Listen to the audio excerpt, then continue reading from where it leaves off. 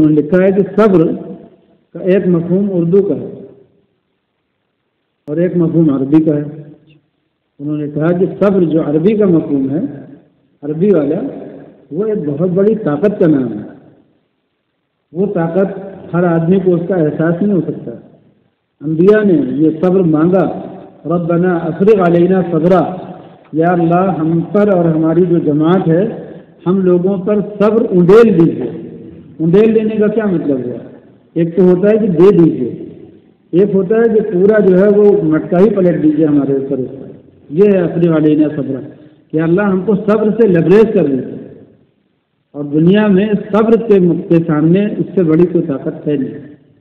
تو مسلمان یا تو شکر کرتا ہے اگر اس کی مرضی کے مطابق چیزیں ہو گئیں، یا صبر کرتا ہے اگر اس کی مرضی کے مطابق نہیں ہوئی.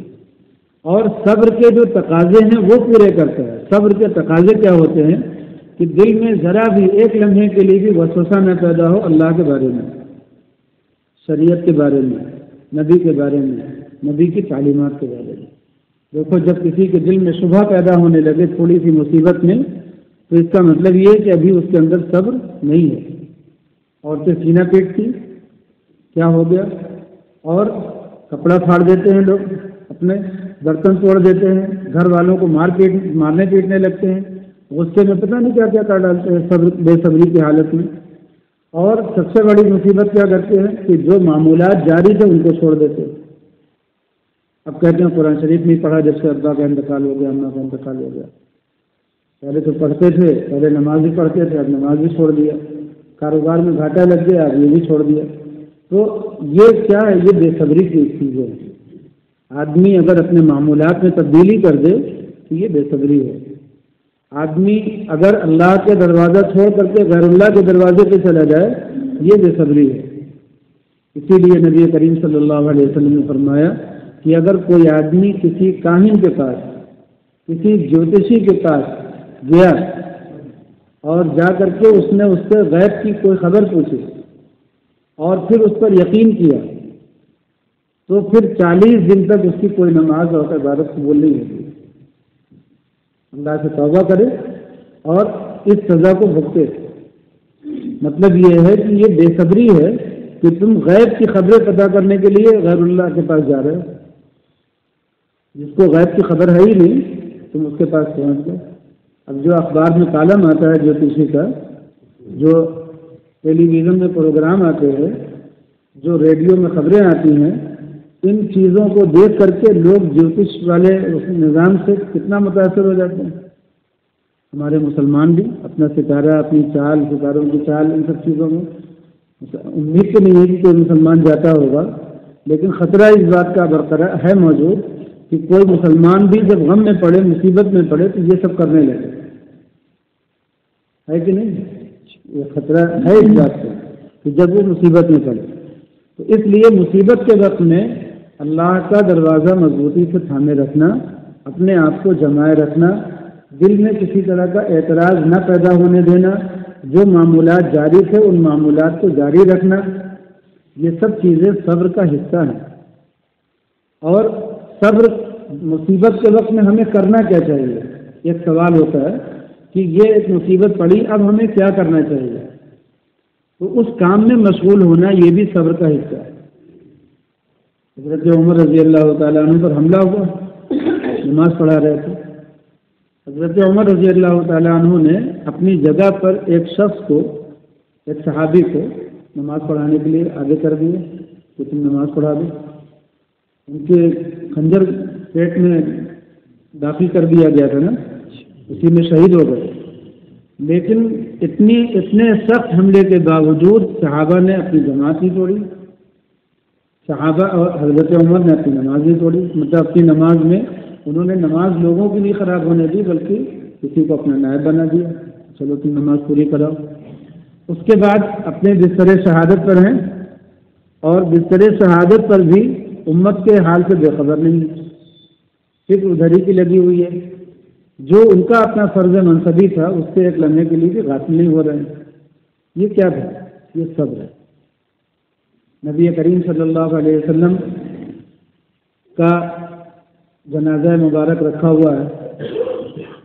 آپ آپ کا جسم مبارک رکھا ہوا ہے. صحابہ جو ہیں وہ کس کام میں مشغول ہیں کہ امیر المومنین طے ہو جائے. امیر المومنین طے ہو جائے نا، تاکہ امیر المومنین کی قیادت میں آگے کے سارے مراحل طے کیے جائیں. تو صحابہ کا اس موقع پہ اس کام میں مشغول ہونا یہ ان کے اعلیٰ درجے کی صبر کی علامت ہے. انہوں نے بہت سی مصیبتوں میں صبر کیا تھا اس سے پہلے، مگر یہ ایک بہت بڑا امتحان بن کر کے ان کے اوپر آیا تھا آپ صلی اللہ علیہ وسلم کو پردہ فرمانا.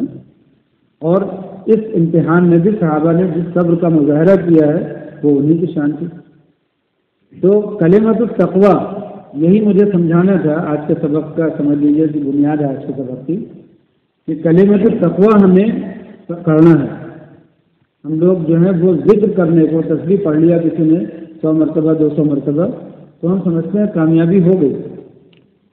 کلمۃ التقویٰ دل میں اترنا چاہیے، اور اس دل میں اترنے کے بعد صبر اور شکر کی جو کیفیت پیدا ہونی چاہیے وہ کیفیت جب پیدا ہو جائے تو سمجھ لیجیے کہ کلمۃ التقویٰ ہمیں حاصل ہو گیا.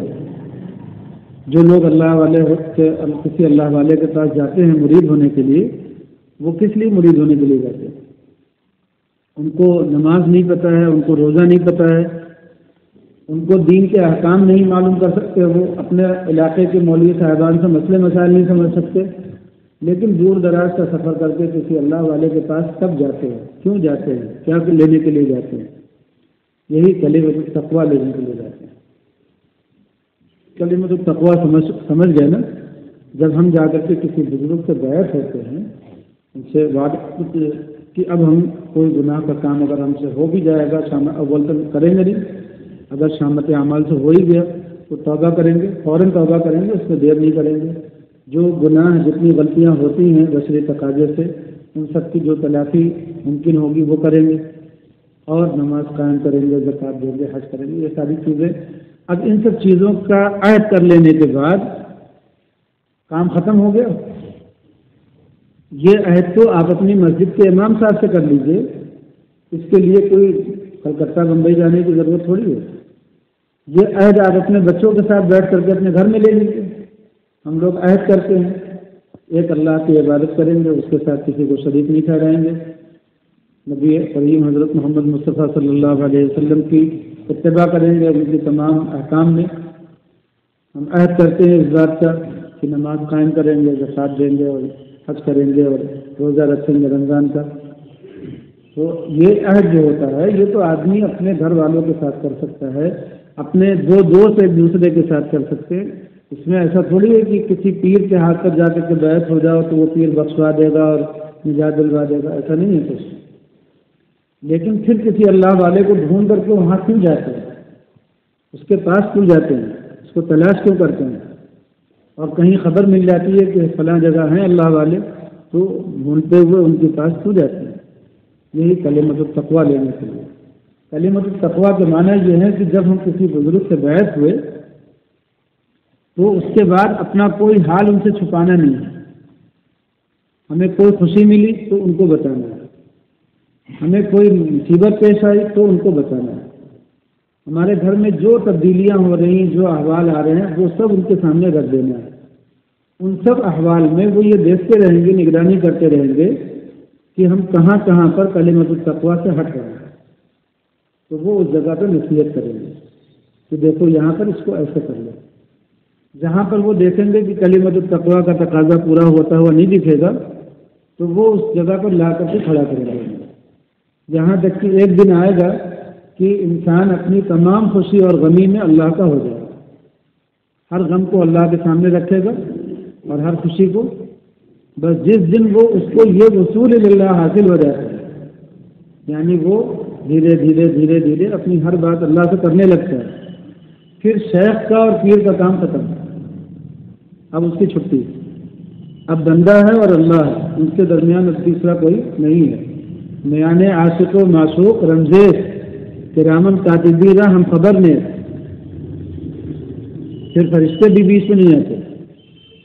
تو عاشق اور معشوق کے درمیان کچھ ایسے آپس میں معاملات ہونے لگتے ہیں، آپس میں غیب سے کچھ باتیں دل پہ اترنے لگتی ہیں، غیب سے نگرانی ہونے لگتی ہے، غیب سے خبریں آنے لگتی ہیں.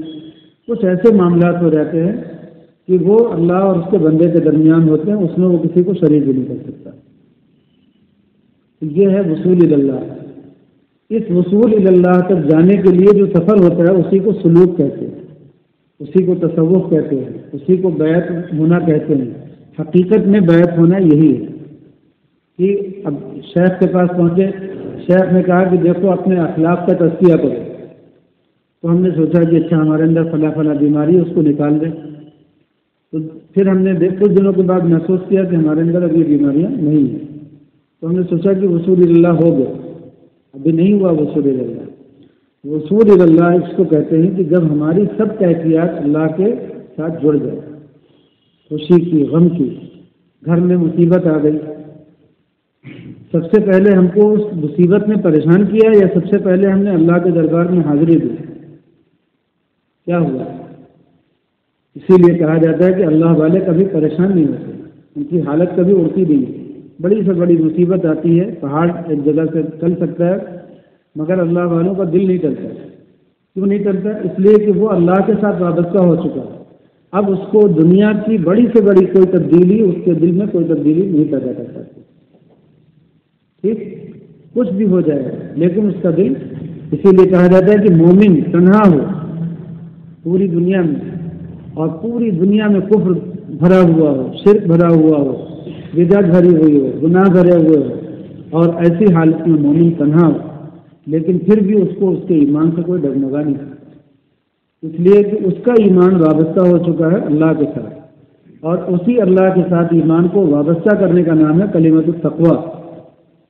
اور اللہ تعالیٰ فرما رہے ہیں کہ اسی کلمۃ تقویٰ کی برکت سے تم لوگ اس دن اس صلح حدیبیہ کے موقع پہ اپنی جگہ سے پیچھے نہیں ہٹے، ورنہ اس دن پتہ نہیں کتنوں کا ایمان چلا جاتا ہے، کتنے لوگ مخالفت کر کے نبی کے مقابلے میں کھڑے ہو جاتے ہیں، کتنے لوگوں کا جو ہے جذبہ جو نفس کا جذبہ ہوتا ہے وہ آگے بڑھ جاتا ہے، اور ایمانی جذبہ اور تقاضا پیچھے ہٹ جاتا ہے۔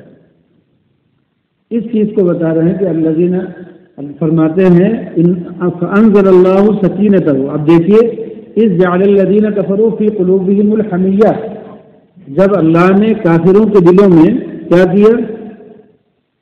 جب کافروں نے اپنے دلوں میں پیدا کر لی وہ حمیت، جو جاہلیت کی حمیت تھی۔ جاہلیت کی حمیت کیا تھی؟ ان کے وہاں نسل پرستی تھی، ان کے وہاں پوجا یعنی بتوں کی بت پرستی تھی، تو بت پرستی تھی، نسل پرستی تھی، ان کے وہاں بہت سی تعلی تھی، ان کے وہاں بہت سی چیزیں تھیں، اور ادھر جو جماعت تھی ان کے مقابلے میں وہ ان سب چیزوں سے پاک ہو گئے تھے۔ تو ان دونوں کے مقابلے میں جب دونوں کے درمیان صلح ہو رہی تھی تو ایک قوم تھی جس کے دل میں جذبات تھے جاہلیت والے۔ جاہلیت کے جذبات کیا ہوتے ہیں؟ کیوں دبیں؟ کیوں دبیں؟ یہ جاہلیت کے جذبات ہیں۔ حق کے جذبات کیا ہیں؟ یہاں پر اللہ کا حکم کیا ہے؟ دبنے کا ہے کہ بڑھنے کا ہے؟ اگر بڑھنے کا حکم ہے تو بڑھ جاؤ، دبنے کا حکم ہے تو دب جاؤ۔ یہ ہے اللہ کا کلمۃ التقویٰ کا اثر۔ اور جاہلیت اس کے مقابلے میں کیا ہے؟ ہم کیوں دبیں؟ ہماری قوم، ہماری برادری، ہمارا فلاں، ہمارا یہ سب جذبات لے کر کے آدمی مقابلے پہ کھڑا ہو جاتا ہے۔ جیسے ہمارے کسی مسلمان کو کہیں کسی نے تکلیف پہنچائے، اب ہمارے اندر بھی ایک ہوتا ہے کہ ہماری آبرو پر حملہ ہوا ہے، ہماری عزت پر حملہ ہوا ہے، تو ہم اب یہ کریں گے۔ دیکھو وہاں پر حکم شرعی کیا ہے، علماء سے پوچھو کہ یہ مصیبت پیش آ گئی ہے، اب ہم کو کیا کرنا چاہیے؟ استفتاء کرو، اس کا جواب مانگو۔ دیکھو اگر علماء جواب میں لکھیں کہ یہاں پر یہ احتجاج کرو، مقابلہ آرائی کرو، نکل پڑو، تو وہی کرو، اور اگر وہ منع کرے کہ یہ کام نہ کرو بلکہ یہ کرو تو وہی کرو۔